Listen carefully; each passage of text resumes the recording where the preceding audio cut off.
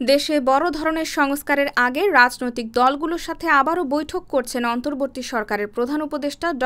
মোহাম্মদ ইউনূস। এরই পরিপ্রেক্ষিতে জাতীয় পার্টির সঙ্গেও সংলাপ প্রসঙ্গ সামনে এসেছে। এ নিয়েই কড়া মন্তব্য করেছেন বৈষম্যবিরোধী ছাত্র আন্দোলনের অন্যতম সমন্বয়ক সার্জিস আলম। সোমবার মধ্যরাতে সামাজিক যোগাযোগ মাধ্যম ফেসবুকে একটি পোস্ট দিয়ে মন্তব্যটি প্রকাশ করেন তিনি। প্রকাশিত ওই পোস্টে সার্জিস জানান, জাতীয় পার্টির মতো মেরুদণ্ডহীন ফ্যাসিস্টের দালালদেরকে প্রধান উপদেষ্টা কিভাবে আলোচনায় ডাকে।